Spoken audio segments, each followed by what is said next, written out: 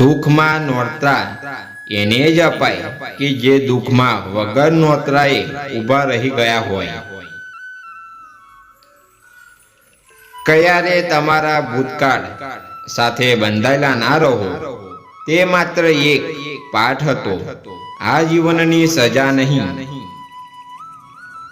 આખી દુનિયા ફરીને આવેલો અંકિત ઘરે આવે ને એટલે એનો બધો જ થાક ઉતરી જાય. ચામડાનો ડેલો અને લખી રાખજો સાહેબ, જે માણસ ઘરમાં થાકે ને એનો થાક આખી દુનિયામાં ક્યારે ના ઉતરે.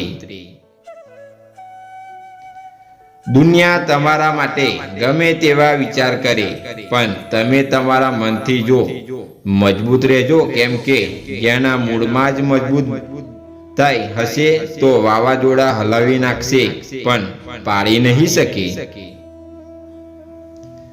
પેન્સિલ પાસેથી શીખો, બટકો નહીં ત્યાં સુધી અટકો નહીં, અને અટકો તો છોલાવવાની હિંમત રાખો. દુનિયા તમારી અણી કાઢશે જ. મોકા ઘણા મળે છે, વર્ષો ઘા કરવાના પણ નક્કી કર્યું છે કે એમને કુદરત હવાલે જ કરવાના.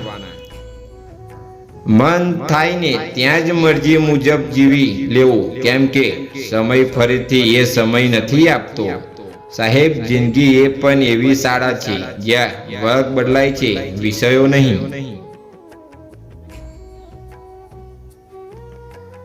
હું એ 4 લોકોને નાનપણથી શોધી રહ્યો છું જેમના માટે ઘરમાં હંમેશા કહેવામાં આવે છે કે 4 લોકો જોશે તો શું વિચારશે. તળાવ એક જ હોય છે જેમાં હસમોતી શોધે છે અને બંગલો માસી શોધે છે. ફક્ત વિચારમાં જ ફરક છે. સંબંધ હંમેશા શેરડી જેવા હોવા જોઈએ. વાલા, ગમે તેમ કાપો, મરડો કે ચીરો, તેમાંથી મીઠાશ જ નીકળે. મનનું મનમાં રાખતા નહીં, તક મળે ત્યાં બોલી દેજો. ગૂંચ બનાવવાની રાહ ના જોતા, ગાંઠ મળે ત્યાં ખોલી લેજો. જોડે રહેવું અને જોડાઈને રહેવું એમાં ફરક છે. હરખનો હિસાબ ના હોય અને જ્યાં હિસાબ હોય ત્યાં હરખ ના હોય. સંબંધો સાચા હોય તો સાચવવાની નથી પડતા, અને જે સાચવવા પડે છે તે સાચા નથી હોતા.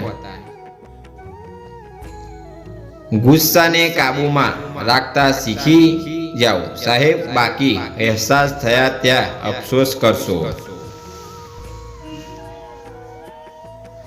બહુ સારા અને સરસ ન થવું. દુનિયા લાભ ઉઠાવવા જ બેઠી છે, કારણ કે હરીફાઈ નથી નડતી સાહેબ, શરીફાઈ નડે છે. કોઈ પણ યંકિતની સહન શક્તિ એક ખેંચાયેલા દોરા જેવી હોય છે. હદથી વધારે ખેંચવામાં આવે તો તેનું તૂટવું નક્કી છે.